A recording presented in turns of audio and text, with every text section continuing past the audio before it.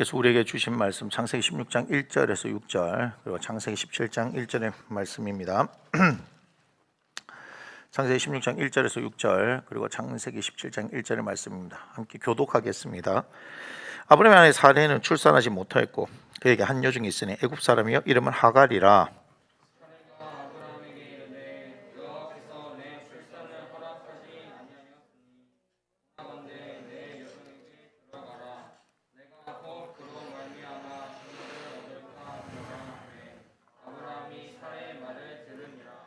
아브라함의 아내 사레가 그 여종 애굽 사람 하갈을 데려다가 그 남편 아브라함에게 첩으로 준 때는 아브라함이 가나안 땅에 거주한 지 10년 후였더라.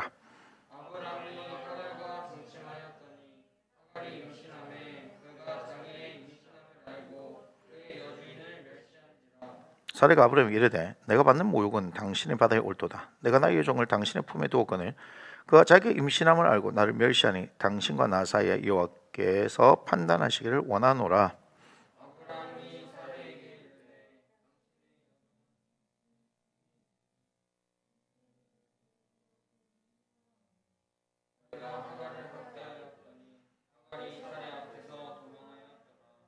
17장 1절입니다. 함께 했습니다. 아브라함이 99세 때에 여호와께서 아브라함에게 나타나서 그에게 이르시되 나는 전능한 하나님이라 너는 내 앞에서 행하여 완전하라. 아멘. 함께 축복합니다. 사랑하는 자여 내 영혼이 잘된 같이 내가 범사에 잘되고 강건하기를 내가 간구하노라. 아멘. 우리 말씀의 제목을 한번 읽어보겠습니다. 시작. 네. 이 시대의 아브람들과 사례들을 위하여 누구를 얘기하는 것입니까? 바로 우리들을 얘기하는 것이죠. 지금 창세기 16장의 상황에서 아브람과 사례의 상황들을 우리가 잘 묵상해 볼 필요가 있습니다. 우리의 모습입니다. 우리의 모습. 창세기 12장에서 하나님께서 아브람을 갈대 우르에서 이끌고 나오셨습니다. 그 이후에 가나안 땅에 도착했고 그러나 기근으로 인해서 그들이 애굽 땅에 갔다가 또 위기를 마련하기도 하고 맞기도 하고 또한 하나님께서 그들을 이끌어내셔서 그들을 구원하시기도 하고 조카 롯과의 그런 재산의 어떤 문제로 인해서 다툼이 일어나게 되니까 그죠? 갈라지게 되어지는 일들도 있고 그렇게 갔던 롯이 잘 살면 되는데 또 이제 전쟁이 나가지고 끌려가고 구출해오고 뭐 이런 일들이 계속해서 있었어요. 그렇게 하나님께서 불러내셨는데 아브라함이 하나님께서 부르셨지만 그럼에도 불구하고 그들에게 평안한 인생이 있었던 건 아니에요, 그죠? 평안한 인생이 아니었다.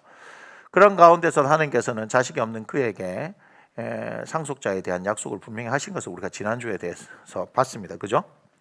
그러면서 아브라함은 이해할 수 없지만 그 땅에서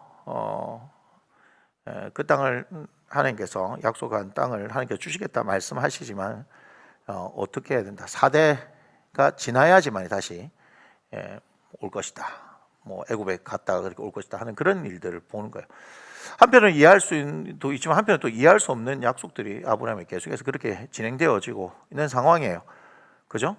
아브라함을 하나님께서 불러내셔서 행하려고 하는 일들이 사실 너무 크기 때문에 아브라함도 다 이해할 수가 없는 상황입니다. 어쩌면 하나님께서도 우리에게 이렇게 말씀하실 수 있어요. 뭔가를 말씀하셨는데 그게 너무 크기 때문에 우리가 다 이해할 수 없고 그래서 또 어쩌면 그분이 하나님이겠죠.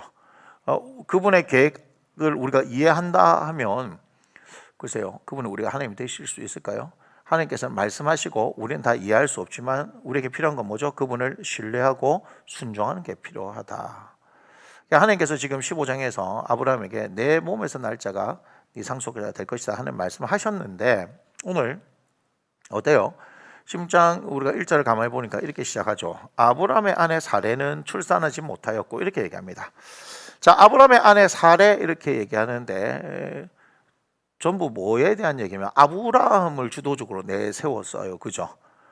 그렇지 않습니까? 성경은 이제 남성을 이렇게 내세워서 일을 진행하잖아요. 곳곳에 이제 하나님께서 여성들을 통해서 일하시는 것들도 나오지만 남성을 통해서 일하시는 일들을 쭉 얘기하는데 오늘은 아브라함이 아닌 누구를 앞세우냐면 사레를 앞세우는데 사레에게는 뭐가 있습니까? 지금 무슨 문제가 있냐면 출산하지 못하는 문제가 있어요.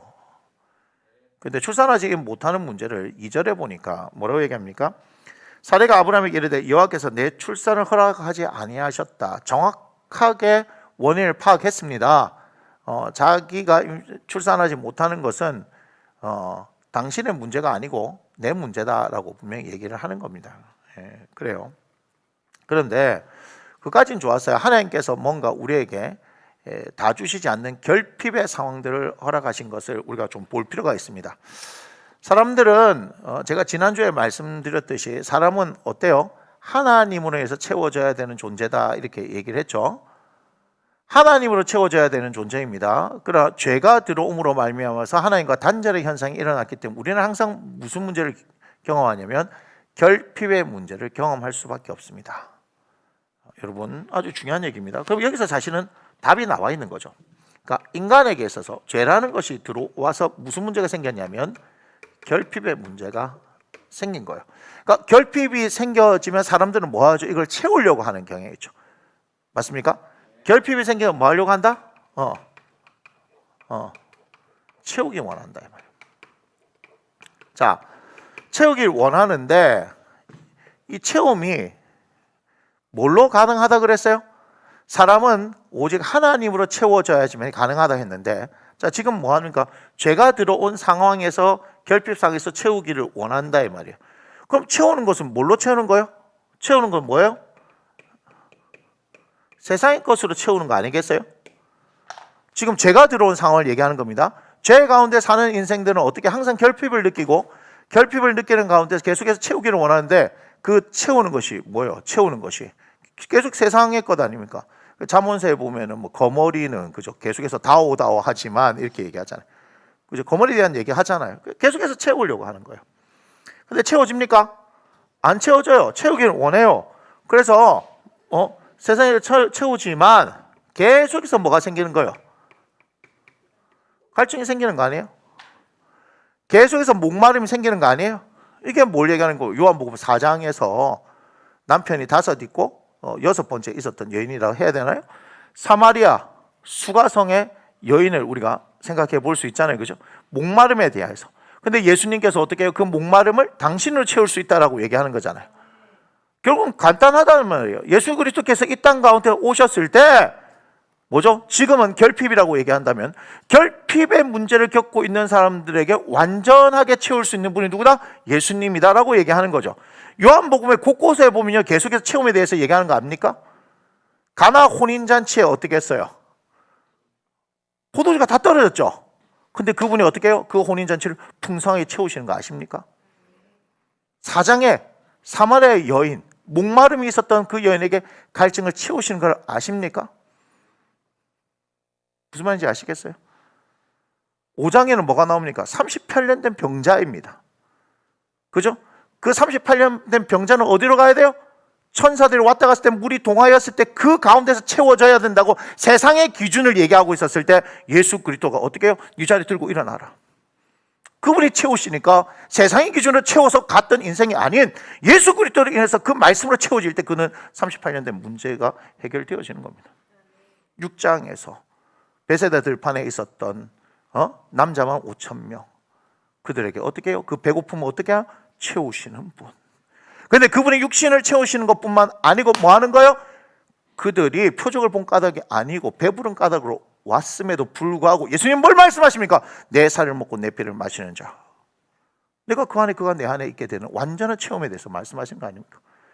계속해서 그 얘기를 하고 있는 거 여러분 아세요? 요한복음에는요 먹음의 이야기들 얘기가 되십니까? 먹음의 마지막 21장도 뭐합니까?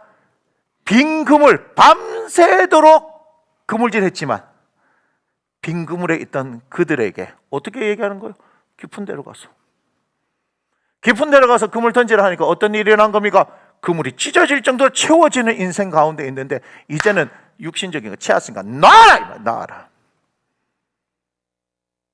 너희들의 배고픔의 문제, 떡과 생선을 구워주시며 채워줬던 그 인생 가운데 이제는 어떻게 한다? 베드로 너 나 사랑하느냐? 왜 이게 중요한지 아십니까? 예수님을 사랑해야지만 우리들이 채워지기 때문이다 이 말이에요. 여러분들 예수님 사랑하십니까? 여러분 요한복음이 그렇게 되어지면 새롭게 보여지는 거예요. 무슨 말인지 아시겠어요? 끊임없는 우리는 갈증을 경험할 수밖에 없는 거예요. 죄로 인해서. 그래서 이 죄의 문제가 어떻게 돼야 되는 거예요? 해결돼야 하는 거예요. 해결되어져요. 뭘 통해서 해결되어집니까? 십자가 아니에요. 십자가. 십자가에 누가 달려? 예수 그리스도가 달리셔서 해결되어지는 겁니다. 그럼 결핍의 문제는 해결돼요. 채우기 원하지 않습니다. 세상의 것을 채우기 원하지 않습니다. 우리는 그래서 예수 그리스도 채워지고 나면 뭘 구해야 됩니까? 성령 충만이다. 성령 충만. 마태복음 7장에서 구하라 찾으라 두드리라, 똑같은 말씀을 누가복음 11장 9절에서 구하라 찾으라 두드리라 했을 때 마태복음에서는 좋은 것을 주시지 않겠느냐, 누가복음에서는 그 성령을 주시지 않는 거냐. 우리에게 좋은 것은 무엇이다? 성령이다 라고 이야기를 하는 것이죠. 술 취하지 말라, 이런 방탕한 것이는 오직 성령의 충만을 구하라. 갈라디아서 5장 16절에는 성령을 따라 행하라. 끊임없이 성령으로 채워진 인생이요, 예수 그리스도를 통하여서 새로운 인생을 살아가는 인생들은 이제는 어떻게 해요? 우리가 그 옛자의 모습들은, 맞습니까? 옛자의 모습들은 죄의 지배 아래 있으면서 죄의 정욕 가운데 있었던 인생들은 어떻게 해요? 끊임없이 육신을 채우는 인생을 사는 것인데, 예수 그리스도를 만나서 새 생명 되어졌던 것은 육신의 만족을 위해서 살아가는 것이 아니라 영의 만족을 위해서 살아간다. 아멘. 그래서 예수님께서 어떻게 해요? 부활하시고 난 이후에 유대인들이 무서워서 숨어있던 제자들 향해서 평강을 얘기하시면서 뭐라고 얘기합니까? 성령을 받으라 라고 얘기하는 겁니다. 성령을 받으라고 두 번을 얘기하시는 거예요. 부활하신 예수 그리스도 우리에게 어떻게 하십니까? 영적으로 충만한 인생, 새로운 생명, 십자가에서 우리가 그와 함께 죽고 그의 살아나심으로 말미암아 우리가 다시 살아나는데, 우리 옛자는 죽고 새 사람은 하나님의 성령이 충만하여서 성령의 이끄심을 따라 살아가는 인생이 되어지는 거예요. 그럼 그 인생이 어떻게 되는 거예요? 만족함을 가지고 살아가는 인생이 되지 않겠습니까? 우리 사도 바울이 그렇게 얘기했습니다. 뭐라고 얘기했습니까? 모든 것을 배설물같이 여긴다. 예수 그리스도를 만나기 전에는 어때요? 그것이 자신에게 모든 것인 줄 알았다 이 말이에요. 내가 히브리인 중에 히브리 아니냐, 베냐민 족속이고 난제 8일 만에 할례를 받았고 우리 가문의 가장 엄한 집, 엄한 학파에서 내가 공부도 했고 내가 율법에는 흠이 없고 바리새인 중에 바리새인이고 너무너무나 자랑할 게 많았단 말이에요. 세상의 것들로 인해서 자기를 당할 사람이 있겠느냐 이 말이에요. 그런데 내가 예수 그리스도를 만나고 그 십자가의 가치를 알고 났더니, 야, 그게 전부 다 아무것도 아니구나. 가장 고상한 지식은 예수 그리스도밖에 없구나. 내가 예수 그리스도와 그가 십자가 못 박힌 거 외에는 절대로 알지 않겠다, 결코 알지 않겠다라고 얘기했던 그의 인생, 끊임없이 하늘에서 부르신 상을 위해서 달려가는 인생. 내가 배고픔에도 배부름에도 풍부함에도 비천함에도 거하면서 일체에 자족하는 비결을 배워서 내게 능력 주신 자에서 내가 모든 것을 할 수 있다고 말하는 인생으로 바뀌어지고 변화되어지는 거, 여러분 아십니까? 사도 바울이 그렇게 살아가는 걸 아십니까? 대답들을 안 하시네요. 아십니까? 네, 화면에서 보고 있는 분들이 어떻게 대답을 해요? 앉아있는 사람들이 대답을 해야지. 자, 그런데 아브라함과 사레는 하나님께서 분명히 어떻게 하셨어요? 본토 친척 아비 집에서 불러낸 거 아닙니까? 그죠? 하나님께서 그렇게 불러내셨어요. 뭘 얘기하는 겁니까? 출애굽할 때 애굽에서 불러내신 것처럼 불러낸 거 아닙니까? 우리도 지금 불러냈어요. 불러냈는데 어때요? 우리는, 여러분 기억해야 됩니다. 불러내신 것이 모든 것이 끝난 것이 아니라 그것이 새로운 인생의 시작이라는 걸 기억해야 되는 거예요. 그래서 새로운 생명을 가진 사람들은 어떻게 해요? 항상 하나님의 말씀을 배워야 되고 그 방법대로 이끄시는 삶을 살아야 하지 않겠습니까?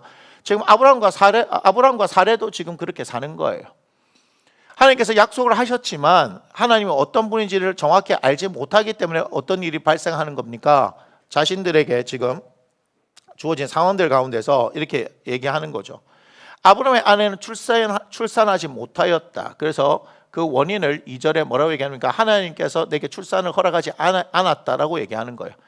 그러니까 거기서 여러분 아주 중요한 문제가 있습니다.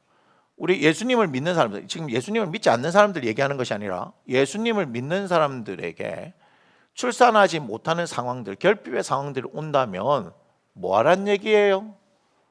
너의 방법으로 그 만족을 채우라 하는 얘기가 아니라 예수 그리스도로 성령으로 말씀으로 채우라는 얘기예요. 다시 말하면 결핍의 상황이 왔었을 때 우리는 하나님을 구해야 하는 거예요. 그래서 하나님의 인도하심이 있어야 되는 거예요. 자, 보세요. 우리가 성경을 통해서 많은 기도했던 사람들 이야기를 해요. 결핍이 있었던 사람들, 특별히 우리가 사무엘상에 가면 한나라는 여인이 있잖아요. 그런 결핍이 있었어요. 남편의 사랑도 있고 다른 것 다 완벽했는데 자녀가 없어요. 그러니까 그의 괴로운 마음을 하나님 앞에 이렇게 이야기했었을 때 하나님께서 허락하셔서 자녀를 주셨잖아요. 그죠? 그렇게 채워지는 경우도 있지만 사도 바울 같은 경우는 육체의 가시가 있어서 그것을 3번이나 구해서 사라지게 해달라 했지만 하나님께서 어떻게 얘기해요? 네 은혜가 네게 족하다라고 얘기해서 그것을 그대로 지니게 하는 인생도 있습니다. 여러분 잘 아셔야 돼요. 모든 기도에는 하나님께서 어떻게 하셔요? 응답하십니다. 그런데 예스로 응답하시는 경우도 있고 노로 응답하는 경우도 있습니다. 그러나 그 모든 응답은 전부 다 우리에게 플러스가 되는 것이지 마이너스가 되는 게 아니다. 그런데 우리는 어떤 인생을 사느냐면은 선하신 하나님이라고 말하지만 내가 원하는 것들을 들고 나가서 거절당하면요 하나님을 향해서 우리는 분노합니다. 분노합니다. 누가 그랬는 줄 아세요? 가인이 그랬던 거 아십니까? 가인은 제사를 했어요. 하나님 앞에 받지 않으시는 거예요. 안색이 바뀌는 거죠. 하나님 앞에 섰는데도 불구하고 우리는 그런 인생을 살아갈 수 있다는 거예요. 뭐 하면요? 우리의 야망과 욕망을 채우기 위해서 하나님 앞에 나아가게 되면요. 지금 결핍의 상황 가운데서 어떻게 하는 거예요? 이들의 방법을 선택하는 겁니다. 뭘 선택하는 거예요? 그에게 있는 여종을 생각하는 거예요. 자, 보세요. 이전에 뭐랍니까? 원하건대 이렇게. 사례가 원한대요. 하나님께서 허락하지 않았는데 자기가 원한대요. 그러니까 자기가 원하니까 방법이 뭐가 있어야 돼요? 내가 원합니다. 하나님께서 허락을 안 해주셨으니까 제가 원합니다. 하면 어떻게 돼요? 하나님 제게 자녀를 주십시오. 이렇게 나가야 되는데 원하는데 뭐예요? 아브라함한테 여종에 들어가라 이렇게 얘기해요. 그러면서 얘기해요. 내가 혹 그로 말미암아 자녀를 얻을까라고 얘기합니다. 그러니까 아브라함이 들어보니까 사례의 말이 맞는 것 같아요. 그래서 사례의 말을 듣습니다. 자, 여기서 우리 잘 기억하셔야 합니다. 예수님 믿는 우리들이 하나님의 말씀도 있어요. 하나님의 말씀이 있잖아요. 어디요? 15장에 있잖아요. 네 몸에서 날짜가 네 상속자다라고 말씀하시는 하나님의 말씀이 있단 말이에요. 그럼에도 불구하고 어떻게 하느냐? 우리는 하나님 앞에 기도하고 물어보고 인도하심을 구하지 않고 우리의 방법을 선택합니다. 자, 완벽하잖아요. 그죠? 완벽하잖아요. 내가 아니니까 내 여종이 있고 내 여종이 당신에게 들어가서 아이를 낳게 되면 그 아이가 우리의 자녀가 되지 않겠느냐? 계획이 완벽합니다. 아브라함이 들어도 어때요? 완벽한 계획 같습니다. 맞습니까? 자, 근데 4절에 비극이 생깁니다. 4절에 아브라함이 하갈과 동침하였으니 하갈이 뭐한다? 임신합니다. 여기까지는 뭐요? 계획이 완벽하죠. 계획이 완벽하잖아요. 그런데 변수가 생기죠. 뭡니까? 그가 자기의 임신함을 알고 그 여주인을 멸시한지라. 이거는 전혀 생각했던 바가 아닙니다. 사례가 고려했던 것이 아닙니다. 멸시를 하는 거예요. 이건 있을 수 없는 일입니다. 왜요? 종이잖아요. 종이 어떻게 주인을 멸시할 수가 있냐고요. 이거는 단순한 무시를 이야기하는 것이 아닙니다. 얼마나 멸시를 당했느냐 하면 이렇게 하는 거죠. 5절 한번 보세요. 사례가 아브라함에게 이르되 내가 받는 모욕은 당신이 받아야 옳도다. 내가 나의 여종을 당신 품에 두었거늘 그가 자기의 임신을 알고 나를 멸시하니 당신과 나 사이에 여호와께서 판단하시기를 원하나. 당신하고 내 사이에 누가 판단해요? 하나님께서 판단하시라. 하나님께서 판단하시라. 그랬더니요 6절에 뭐라 얘기합니까? 아브라함이 사례에게 이르되 당신의 여종은 당신의 수정이시니 당신의 눈에 좋을 대로 그에게 행하라 하며 뭐랍니까? 사례가 학대를 하고요. 그러니까 학대받을 하갈이 못 견뎌서 도망합니다. 자, 이것은요 여러분 그냥 읽어낼 게 아닙니다. 보세요. 아브라함이 있고 사례가 있습니다. 그들은 출산하지 못해요. 자녀 없는 것 외에는 그들은 완벽한 삶을 살고 있습니다. 그런데 사례가 어떤 얘기를 하는 겁니까? 나한테 여종이 있으니까 들어가라. 하나님께서 나한테 출산을 허락하지 않으니까 당신의 몸에서 날짜가 상속자를 했으니까 나는 아닌가 보고 여종을 통해서 낳게 되어지면 그 아이가 우리 아이가 아니겠느냐? 그렇게 하면 되지 않느냐? 완벽한 계획이었어요. 아브라함이 들으니까 그게 맞는 말이라서 들어갔겠죠. 들어갔는데 어떤 일이 있습니까? 임신을 했어요. 그까지는 완벽한 그들의 계획이었지만 어떤 일이 발생했냐? 전혀 생각하지 못했던 변수. 그 종이 여주인을 멸시한 겁니다. 이것이 얼마나 분노가 컸든지 이 멸시가 보통 멸시가 아니에요. 뭐 하는 거예요? 학대하잖아요. 학대하는데 하갈이 어때요? 임신한 몸을 이끌고 살해 학대가 너무 크니까 임신한 몸을 이끌고 홀몸도 아닌데 임신한 몸을 이끌고 광야를 향해서 뛰쳐나가는 거잖아요. 아무런 대책 없이 뛰쳐나가는 거예요. 그러니까 살해의 분노가 얼마나 했을까? 여러분 생각해 봐야 합니다. 이건 누구의 잘못인 줄 아세요? 아브라함의 잘못입니다. 왜 그랬을까? 여기 나와 있지만 충분히 생각해 볼 수 있어요. 임신이 되었거든. 85세에 임신이 되었거든. 자기와 살해 사이에서는 임신이 안 됐는데 임신이 되었거든. 자식이 없는데 지금 뭐요? 나에게 자식이 생긴다. 여러분 이거는 놀랄 만한 일이에요. 우리가 사극 같은 데 보면은 뭐 하는 겁니까? 왕이 그죠? 중전이 회임했다 이렇게 막 좋아가지고 막 하는 거 아니에요, 그죠? 금이야 옥이야 이렇게 하는 거 아니에요. 그러니까 정신이 나간 거라. 다시 말하면 중전한테 임신이 안 돼가지고 어떻게 후궁이 드는데 후궁이 임신하고 나니까 우리가 그 사극 같은 데 보면 그런 거 있는 거잖아. 아들 낳았다. 이 아들이 뭐가 되는 거야? 후계자가 되어질 거다 하면은 이 후궁이 정신을 못 차린 거 아니에요. 중전 알기를 개떡같이 여기고 똑같은 거예요, 지금. 똑같은 거예요. 아브라함이 정신을 못 차리고 뭐 했다? 하갈. 안 봐도 뻔한 거 아니에요? 그렇게 안 했었으면 사례가 이렇게까지 지금 할 이유가 없습니다. 아브라함이 어떻게 하니까 하갈을 높여준 거예요. 하갈을 높여주니까 어떻게 하니까 하갈이 자신의 신분이 뭐요? 종이라니까요.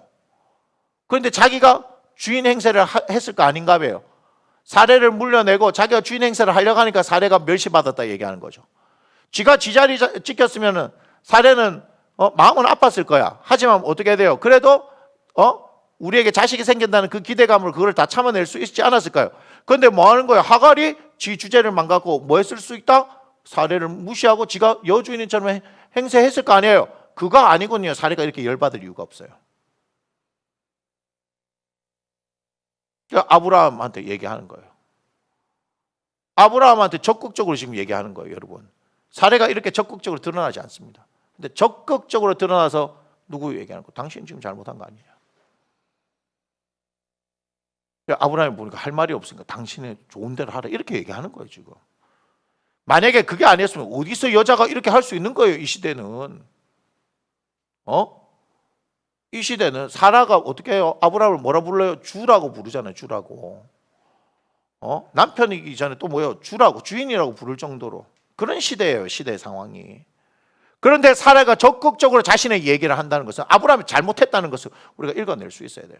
그러니까 자기가 보니까 맞거든. 그러니까 당신의 여종이고 당신의 수중에 있으니까 당신이 좋을 때를 하니까 얼마나 학대가 심했냐면 그게 그냥 되어진 게 아니라는 걸 읽어내야 되는 거예요. 자, 여러분 여기서 보셔야 합니다. 이 시대를 살아가는 아브람과 사례, 결국 우리 얘기죠. 하나님께서 우리를 불러내셨고 하나님의 자녀가 되게 하셨는데 여전히 우리는 우리의 결핍의 상황들을 보고 채우려고 하는 인간적인 욕구를 가지고 있는 거 아니냐는 그 질문을 먼저 던져봅니다. 하나님께서 출산하지 못하게 하셨을 땐 그 이유가 있지 않겠습니까? 욥이 답답했던 건 뭐예요? 자신이 이렇게 고난받는 상황이 무엇 때문인지 알고 싶었던 거예요. 근데 하나님께서 그 이유를 가르쳐 주세요? 안 가르쳐 주세요? 가르쳐 주지 않습니다. 제가 한번 얘기했죠? 왜라고 질문하지 마십시오. 하나님은 그것에 대해서 친절하게 답변해 주지 않으십니다. 하나님은 하나님의 뜻대로 하나님의 일을 행하십니다. 우리에게 필요한 건 뭐예요? 그분을 신뢰하고 믿고 순종하고 다른 것밖에 없습니다. 이해가 되세요? 왜 나에게 이런 상황이 발생했습니까? 아무리 해봐도 답이 없습니다. 제가 얘기했잖아요. 그저 우리는 어떻게 해요? 그 하나님이 신실하시다는 것을 믿고 그대로 순종하며 나아가며 살아가면 되는 것밖에 없습니다. 우리에게는 그거 말고는 없어요. 자꾸 우리가 우리의 머리를 이해하려고 하면요, 여러분 하나님 신뢰하는 거 아닙니다. 죄송하지만 하나님 신뢰하는 거 아닙니다. 우리는 하나님 믿는 게 아닙니다. 제가 늘 얘기하잖아요. 부모 자식 간에 있어서 야 우린 그냥 이사한다 하면 예 하시는가 보다 이렇게 하는 거지. 뭐 돈은 있어요? 돈이 없어요? 그럼 대출은 돼요? 그 갚을 능력은 돼요? 그거 우리가 물어보는 게 아니잖아요. 그럼 애들 때는 어떻게 해요? 이사 간다면 가는 줄 알고 가는 값도 언제 가요? 집이 커요? 작아요? 뭐 이런 걸 물어보겠지. 구체적인 것들을 다 가르쳐 줍니까 부모가? 아니잖아요. 6살짜리 유치원 다니는 아이고 야 우리가 집을 가는데 요번에 12억짜리 집을 가는데 대출이 60% 나와. 뭐 이렇게 얘기하면서 그럼 7억 2천만 원 나오는데 나머지 부분은 말이야 4억 8천이었는데 아버지가 열심히 모아갖고 엄마가 열심히 모아갖고 우리 그 정도 돈은 있어. 이사비는 어떻게 될 것이고 뭐 이런 거 얘기 안 해줍니다. 이해가 돼요? 하나님께서 우리에게 미주알 고주알 다 얘기하지 않습니다. 근데 우리는 아주 불량한 태도가 있습니다. 뭔지 아세요? 첫째 태도는요, 아예 물어보지 않는 태도를 가진 사람들이 너무 많고요. 두 번째는요, 다 알려고 하나님께 대들듯이 얘기하는 사람이 있습니다. 다 가르쳐 달라고 하는 사람이 있습니다. 그냥 우리는 하나님께 물어보고 말씀하시면 들으면 되는 겁니다. 그리고 거기에 대해서 순종하면 되는 거죠. 어떤 비극이 일어난지 알아요? 이들은 물어보지 않았습니다. 아브라함도 물어보지 않아요. 하나님 앞에. 사례가 이런 계획을 가지고 있는데 이런 계획을 가지고 왔는데 하나님 이게 맞습니까? 하나님께서 내 몸에서 날짜가 내 상속자라고 얘기하셨으니까 사례 말을 들어보니까 맞는 것 같아요. 하나님 이게 맞습니까? 이게 왜 가능해요? 아브라함은 처음부터 하나님의 말씀을 쫓아서 왔던 사람이기 때문에 하나님 앞에 예배했던 사람이기 때문에 얼마든지 뭐 할 수 있다. 하나님 앞에 물어볼 수 있는 사람이고 답을 기다릴 수 있는 사람. 이게 지금 급한 일입니까? 오늘 당장 해가지고 해결되어져야 될 문제입니까? 그렇게 급하게 할 필요가 있어요? 없어요? 없잖아요. 근데 급하게 해결해 버리는 거예요. 여기 하나님의 낄 공간이 없는 거예요. 여러분 우리의 믿음이 성장한다는 것은 어때요? 여유를 가지고 하나님 앞에 물어보고 그분의 인도하심을 따라 살아간다는 거예요. 그런데 우리가 여유를 가지지 못하고 물어보지 못한다는 것은 그만큼 우리의 신앙이 성장하지 못한 거예요. 떼쓰는 아이들 있잖아요. 떼쓰는 아이들 맞잖아요. 점점 크게 되면 어떻게 돼요? 기다릴 줄 아는 거 아니에요? 애기들 어떻게 해요? 막 당장 눈앞에서 먹고 싶어 하는데 기다려 하는데 못 기다리고 막 들어눕고 막 하는 거 아니에요? 근데 조금 크면 어때요? 기다리라면 기다리잖아요. 아니 먹고 싶어도 참는 거 해야 되는 거 아니에요? 그죠? 그렇잖아요. 어른이 된다는 건 뭐예요? 다른 어른들하고 식사하는 자리에서 어른이 숟가락 들기 전까지는 기다리는 거고 어른을 기다리는 거고 그렇게 해야 되는 거 아니겠습니까? 여러분 그런 예의가 있는 거예요. 마찬가지예요. 하나님 앞에서 우리가 성장했다는 것은 그걸 기다릴 줄 아는 거예요. 그런데 우리는 계속해서 우리의 방법대로 뭔가를 하려고 하는 그런 태도들을 지니고 있는 거 아니냐면 그럼 지금 아브라함도 지금 성숙한 신앙이 아니에요. 이해가 되세요? 그래서 아브라함이에요. 아직까지 아브라함이라고 하나님께서 부르지 않습니다. 아브라함입니다. 사레라고 부르잖아요. 그래서 지금도 어떻게 해요? 우리는 하나님께서 부르신 하나님의 자녀들이지만 여전히 아브라함으로 사레처럼 살고 있습니다. 우리를 아브라함으로 바꾸시고 사라로 바꾸시기를 원하시는 하나님의 뜻이 있다는 것을 여러분 아셔야 합니다. 그리고 최종적으로 어디를 향해서 가야 되는 줄 아십니까? 모리아산을 가서 하나님께 우리의 믿음을 증명해야 될 때가 올 것입니다. 우리의 믿음을 증명해야 될 때가 올 것입니다. 그런데 그것이요 끝나고 나면 우리에게 형통함의 역사가 있는 거예요. 여러분 그거 알아야 돼요. 제가 얘기했잖아요. 요셉은요 17살에 시작해서 나이 30에 그것이 증명이 되어진 것입니다. 빠른 사람이 있어요. 또 느린 사람도 있어요. 그건 여러분들이 어떻게 순종하느냐에 따라서 달라질 것입니다. 이왕이면 어떻게 해요? 어린 나이에 젊은 시절에 빨리 하나님 앞에 순종하는 법을 배우세요. 믿음으로 성장하는 법을 배우시기 원합니다. 이해가 되세요? 자, 그래서 이들이 계획을 하고 실행을 했는데 나타난 결과가 자신들이 생각한 결과가 아니잖아요. 맞습니까? 모두가 다 불행해져 버린 상황이 되어졌습니다. 모두가 다 불행해져 버린 상황이 되어졌어요. 16장 15절 16절을 제가 읽어드리겠습니다. 하갈이 아브라함의 아들을 낳음에 아브라함이 하갈이 낳은 그 아들을 이름하여 이스마엘을 하였더라. 하갈이 아브라함에게 이스마엘을 낳았을 때 아브라함이 86세였더라. 이렇게 얘기합니다. 그 다음에 17장 1절을 보여주세요. 아브라함이 99세 때 여호와께서 아브라함에게 나타나서 그에게 이르시되 지금 뭐라고 얘기합니까? 이스마엘이 태어났을 때는 86세. 지금 다시 하나님께서 아브라함에 나타나셨을 때는 99세. 13년 동안 무슨 시간이 있었다? 하나님께서 침묵하시는 시간이 있었다. 자, 이 13년의 시간들을 잘 생각해 봐야 할 필요가 있습니다. 지금 아브라함과 사레는 누구로 인해서 고통받기 시작합니까? 하갈과 이스마엘로부터 불행한 시기를 살기 시작합니다. 사레가 하갈을 학대해서 쫓아냈지만 하나님께서 어떻게 하셨어요? 하갈을 원래 네 주인에게 돌아가라 이렇게 했잖아요. 자, 아브람과 사레는 돌아온 하갈에 대해서, 특별히 사레는 하갈에 대해서 다시 어떻게 할 수가 없습니다. 왜냐하면 그것이 하나님의 뜻이었기 때문에 그렇습니다. 맞습니까?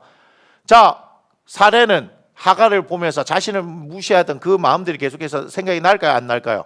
생각이 나죠. 나는 가지지 못했지만 나와 비교할 수 없는 어떤 대상이 내가 가지지 못한 것을 가지고 있음으로 인해서 있는 그 열등 비교 의식이 있을까요? 없을까요? 있게 되는 거죠. 출산했어요. 그토록 받아든 남자아이예요. 그럴수록 어떻게 해요? 사례는 어떻게 해요? 그 마음에 상처가 더 깊어지고 열등 의식이 더 많아질 거라 이 말이에요. 하갈은 이제는 마냥 기뻐할 수가 없어요. 무슨 말인지 아시겠어요?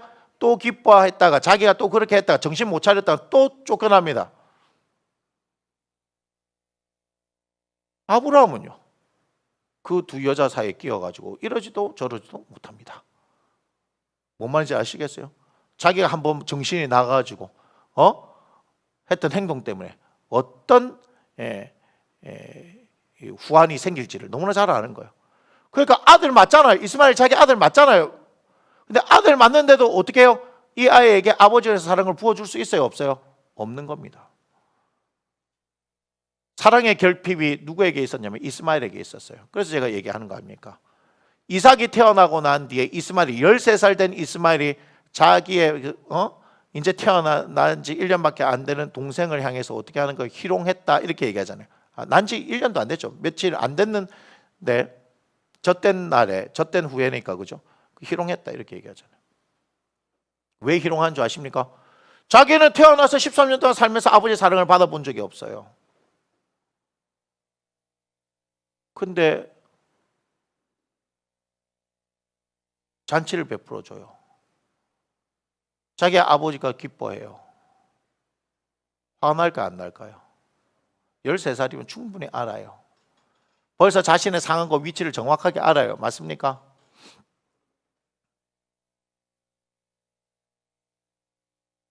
이스마엘이 불행한 인생이에요. 그 결과 어떻게 나타난 거예요? 그 결과는 아브람과 사레가 자신의 결핍의 문제를 해결하기 위해서 자신의 방법대로 계획하고 했기 때문에 여러분 그 결과는요, 여러분 우리가 받아야 하는 겁니다. 저는 86세에 이스마엘이 태어나서 99세에 아브라함에게 나타나셨을 때 그 13년간이 아브라함과 사레의 인생에서 가장 불행한 시기라고 생각합니다. 가장 불행한 시기예요. 집이 집같이가 않은 거죠. 그냥 하갈이 어디에 있었으면요, 사레의 여종으로 있었으면요 아무런 일이 없었을 겁니다. 그런데 그들이 어때요? 그들의 방법대로 계획대로 자신들이 일을 이루어가니까 어떤 결과물이 나타났죠? 결과물에 대한 것은 반드시 책임져야 합니다. 제가 죄에 대해서도 여러분 쉽게 생각하지 말라고 얘기했던 것이 뭡니까? 우리에게 성경을 주셨잖아요. 읽어보면 알잖아요. 사무엘상 11장에 보면 사무엘하 11장에 보면 다윗이 바세바를 범한 그 사건 가운데 입에 담을 수 없는 그런 일들을 하잖아요. 하나님께서 그거 가만히 놔두시나요? 아니에요. 그가 죽을 때까지 그 고통으로부터 벗어나지 못해요. 이해가 됩니까? 해결해 주셨어요. 죄는 용서해 주셨지만 죄의 결과물은 평생에 안고 가는 거 알고 있습니까? 죄 짓는 거 결코 우습게 얘기하지 마세요. 그냥 쉽게 이거 아닙니다. 죄 짓는 것은 그 결과는요, 내가 끝까지 책임을 져야 되는 거예요. 하나님께서 그렇게 합니다. 그래도 히브리서 12장에 있는 것처럼 아브라함을 친아들로 생각하셨으니 징계의 기간이라고 저는 생각하는 겁니다. 하나님께서 아브라함을 버리지 않았죠. 17장 1절을 보니까 99세 때에 다시 나타나십니다. 자, 13년 동안 자신들이 계획하고 실행했던 것으로 나타난 그 불행한 결과들, 자기들이 어떻게 할 수 있어요? 없어요? 없는 그 상황들, 우리는 무능한 존재라는 것을 우리는 절감해야 하는 거예요. 그래서 뭐라 얘기합니까? 나는 전능한 하나님이라. 너희들은 무능한 존재라는 걸 알아야 되는 거예요. 이 모든 것을 완벽하게 행할 수 있는 사람은 누구밖에 없다? 행할 수 있는 분은 하나님밖에 없다는 거예요. 이 시대를 살아가는 아브라함과 사레 여러분들이 하나님을 믿는다고 하면서도 여전히 하나님을 신뢰하지 못하고 기다리지 못해서 여러분의 방법대로 행하여서 나타난 불행한 결과들이 있습니까? 그거 하나님 앞에 기도하세요. 회개하셔야 합니다. 그러면 하나님께서 어떻게 나타나실까요? 전능의 하나님으로 나타나셔서 그 문제들을, 나는 해결할 수 없는 것들을 하나님께서 해결해 내실 것이라면, 하나님께서 그렇게 해결해 내실 거라는 걸 여러분 기억하셔야 돼요. 그래서 하나님께서 우리 성도들에게 위로하라 하신 거예요. 여러분 삶이 어떻게 지금 와가지고 하나님의 뜻을 따르지 못하고 내 마음대로 또 내 어떤 생각대로 해서 이렇게 세상을 살아갔는데 내 삶이 풀리지 않는 것 같은 상황이 있다 할지라도 여러분 기도하십시오. 회개하십시오. 그리고 전능한 하나님께서 여러분에 나타나셔서 그 문제들을 해결해 주시면 해결되어집니다. 무슨 얘기인지 아시겠습니까? 그런데 그 전능한 하나님께서 뭘 요구하시느냐? 뭐라고 얘기합니까? 너는 내 앞에서 행하여 완전하라 얘기합니다. 이 말씀을 제가 경외함에 대해서 할 때 설명했는데, 너는 내 앞에서 행하여 완전하는 것은 너는 나를 경외하라. 경외하라는 말은 너는 나를 사랑하라. 그것을 다른 말로 하면 너는 나와 동행하라 이렇게 얘기하는 겁니다. 그래서 무슨 일이 일어난지 아시겠어요? 지금 아브라함과 사례가 했던 일들은 하나님과 동행하면서 일어난 일이 아니에요. 맞습니까? 자기들끼리 하나님을 배제시켜버리고 자기들끼리 해서 나타나는 일이니까 무슨 얘기냐? 전능한 하나님, 그 하나님과 함께 동행하라. 그러면 이와 같은 일이 일어난다? 일어나지 않는다? 일어나지 않는다. 그래서 이 이후에 하나님께서 아브라함, 사라로 이름을 바꿔주시며 그들에게 언약을 주시면서 쭉 가는 가운데서 그들에게 실패가 있어요? 없어요? 모리아산까지 완벽하게 그들은 걸어가고 있는 모습을 보게 되어집니다. 무슨 말인지 아시겠어요? 완벽하게 그들의 삶이 하나님과 함께 동행하면서 이루어지는 걸 볼 수 있다는 거예요. 여러분 그걸 기억하셔야 되는 거예요.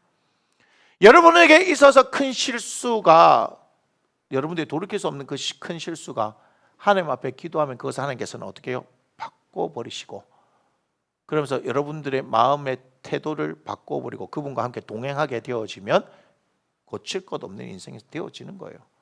그걸 지금 얘기하는 거 아니겠어요? 지금까지 인생, 지금 하나님 앞에서 하나님과 동행하지 못했던 인생, 내 마음대로 했던 인생들 한번 있는지 살펴보세요. 하나님께 가르쳐 달라 그러고 다시금 회복해야 합니다. 회복하면 됩니다. 회복하면 됩니다. 아시겠어요? 나이가 어리든 많든 내 상황과 환경이 어떻든 상관이 없습니다. 건강하든 건강하지 못하든 내가 돈이 있든 없든 유명하든 무명하든 그런 것들 중요하지 않습니다. 다시금 회복해야 합니다. 그래서 그 하나님과 동행하기를 결단하고 그 하나님 앞에서 그 하나님과 함께 말씀을 따라 성령을 따라 살아가는 인생을 선택하면 그 하나님께서 우리의 삶을 이끌어 주신다고. 더 이상 아브라함과 사례로 사는 인생이라 아브라함과 사라로 살아갈 수 있는 인생으로 하나님께서 만들어 주신다는 얘기예요. 할렐루야. 이제 무엇으로 채워야 되는지 아시겠습니까? 우리에게 있는 그 결핍들이, 보세요, 영적인 결핍들도 될 수 있지만 육적인 결핍들이 우리에게 결코 부정적인 것이 아니란 걸 알아야 하는 겁니다. 왜냐하면 그 결핍을 통해서 우리는 하나님을 위해서 채워야 되는 것을 배우기 때문에, 그 하나님에 채워질 때 우리의 삶의 방향성들이, 그죠? 결정이 되고 우리의 삶의 풍성함들이 나타나기 때문에, 여러분들에게 어떤 공허함들이 일어난다는 것은 뭐예요? 예수로 채워지지 못했구나 라고 생각하면 돼요. 성령으로 채워야 하겠구나, 기도해야 하겠구나, 하나님을 구해야 될 때구나. 서두에 얘기했던 것처럼 끊임없이 우리는 채우는 인생, 예수 그리스도를 채우는 인생으로 얘기하지 않았습니까? 여러분 그 체험에 대해서 이해하기 위해서는 요한복음 1장부터 21장까지를 그렇게 우리의 삶을 풍성히 채우시는, 요한복음 10장에 뭐라고 그랬습니까? 10장 10절에 내가 오는 것은 생명을 얻게 하되 더 풍성히 얻게 하려 함이라 얘기하시잖아요. 풍성하게 채우시는 하나님, 할렐루야. 그분이 우리의 하나님이시라는 거예요. 그래서 여러분들에게 결핍의 문제가 있습니까? 그럼 요한복음 1장부터 21장의 문제를 보면서 주님의 말씀으로 여러분을 채우기를 원하고, 그가 원하셨던 것처럼 성령으로 채우기를 원하고, 주님의 살과 피를 먹고 마심으로 말미암아 내 인생이 채워지는 것들을 경험하라 이 말이에요. 내가 출산하지 못해서 내가 자녀가 없는 거기에서 주목하는 인생이 아닌, 그것은 결국은 내 인생 가운데 예수 그리스도가 없으므로 말미암아 생기는 그 결핍이라는 것을 아시고 그분으로 인해서 채워지는 것을 여러분 갈망하셔야 하는 거예요. 무슨 얘기인지 아시겠어요? 여러분이 돈이 없습니까? 그래도 예수 그리스도 채우는 인생. 왜 그랬습니까? 너희는 먼저 그의 나라 그의 의를 구하라. 그러면 이 모든 것을 너희에게 더하시라 말씀하셨기 때문에.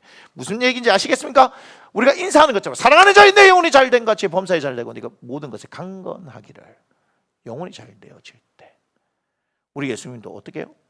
생명을 때 풍성히 얻게 하시는, 무슨 말인지 아시겠어요? 우리에게 그 영적인 것들, 요한복음 6장에 보니까 어떻게 돼요? 베세다 들판에서 배고픔의 문제를 해결받았던 그 사람들은 또다시 배가 고픕니다. 썩을 양식 위해서 일하지 말고 어떻게 영생하도록 있는 양식 위해서 일하라. 그게 뭡니까? 하나님의 보낸 자를 믿는 것이다. 할렐루야. 예수 그리스도로의 그 생명으로 우리가 충만해지는 인생이다 이 말이에요. 얼마나 좋아요. 그러니까 여러분들에게 있어서요, 공부가 부족해요? 예수로 채우세요. 육적인 어떤 것들이 부족해요? 예수로 채우세요.